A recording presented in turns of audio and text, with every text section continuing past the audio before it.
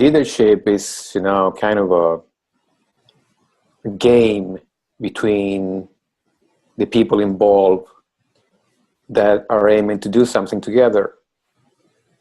And in that aspect, leadership itself can actually, jump from individual to individual in a way, and it doesn't necessarily have to be that there is a special person that has to be the leader all the time. Leadership can actually change depending on what we're doing, and we have all something to contribute to whatever we are doing. And that's the basic, my basic philosophy in that area. What I find my role is to try to help in that process. So I'm kind of a door opener in many ways, or I'll try to at least, have that role. I think that's where I can contribute. And that's pretty much based on my own experience from growing up and moving to different cultures, or learning to listen on a deeper level, and learning to listen, as I said, with your whole body, and not only, with your ears, but use everything.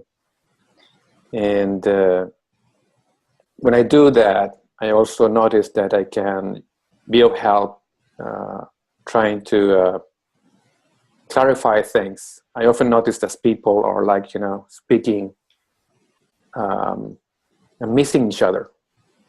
They're trying to reach, an understanding, but they're actually talking of different things on different levels, which creates problems for them in that conversation and that context. So my aid or my contribution is to help them to clarify that, and to help them to find each other.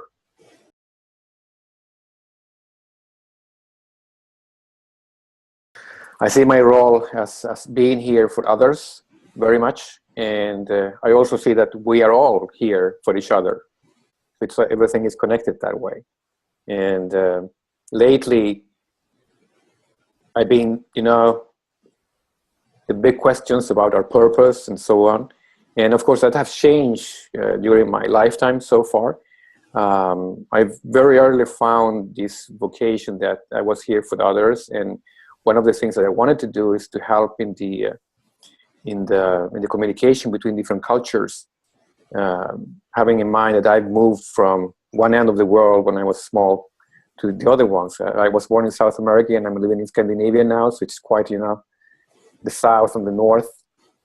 And by myself being here and acting in a certain way, showing my new context, that it's possible that people from, a complete different end of the world can actually work and live together with the guys up here, and vice versa.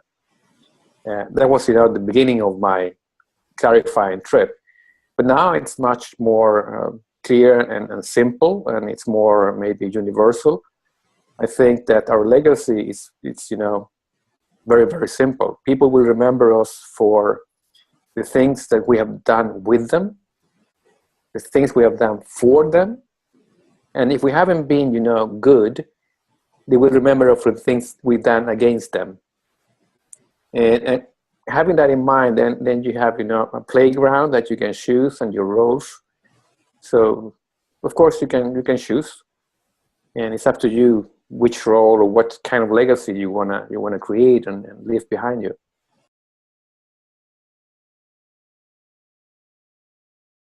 So, and it's very interesting when I'm in Europe working with Spain or Italy or France or Portugal.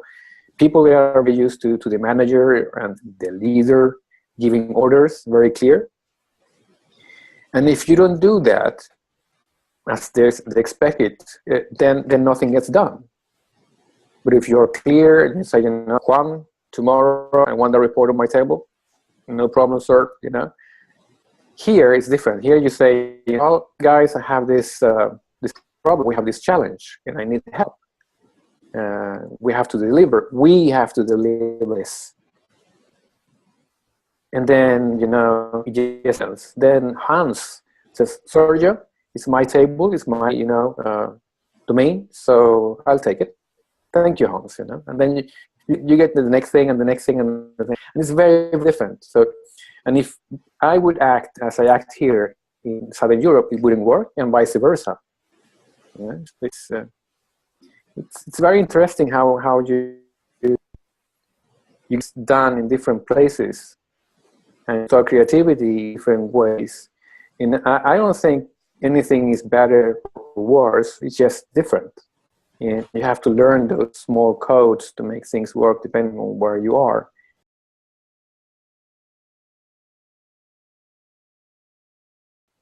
I think one of the things that I brought from the workshop was the exercise we did with energy.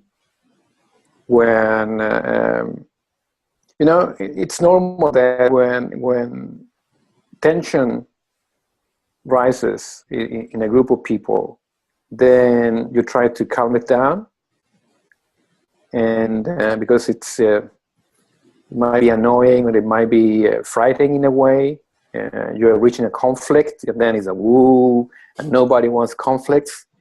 But realizing that in that energy, there is so much power that if you use it right, it can create something very, very beautiful and bigger and better. So I think it's a little bit of that brought back. I mean, to not be so controlling and letting go sometimes, letting explode in the necessary, and it's okay, because that might open up doors that will never, or will take more time to be open if you take the other way, you know, if you try to get around those things. So if you say, you know, what has changed in my practice and the way I work today, that's one of the things I could actually point out that I brought with me, and that I'm trying to use more and more with presence, I think, and be aware of that. So whenever it rises and I start feeling that energy, I don't get afraid, or I don't try to stop it. I think, might be a possibility to create something else, you know, might be a ability to open a new door, take a next step. So it's not bad. Take it easy, you know, let it go and see, you know, what happens.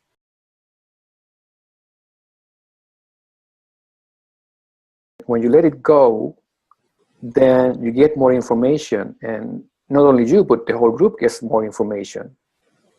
And that's one of the key things to take the next step, actually. So what I've done is just to, you know, be there and try to the energy, and then let the people that there's things they don't have an agreement, let them, you know, talk and put their things on the table. And after a while, you know, it's like, you know, understanding starts to take place, and they get closer and closer. And my role in that process is just to try to, you know, obtain and hold the energy level. And yeah, so I mean, that's one of the examples that I can tell you. Besides the more, you know, typical ones that where you let go and problems just get solved. You know, you don't have to do anything. It's just.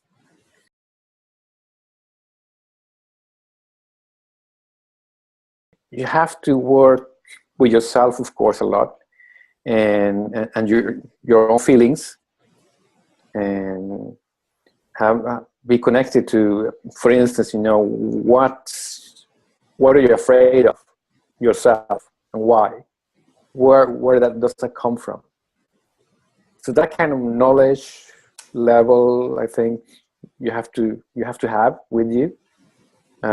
You will be afraid. You will feel these things, and even if you are aware of that you're afraid of this and that and so on, you will still feel this in your body.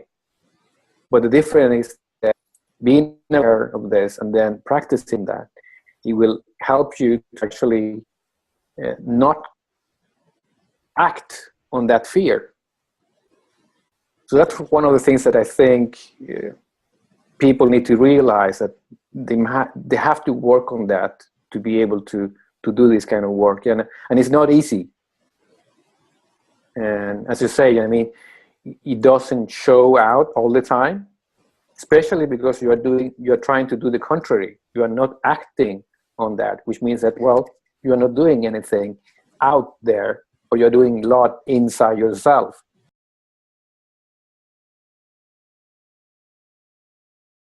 Anybody interested in other people and in working together with other people should go.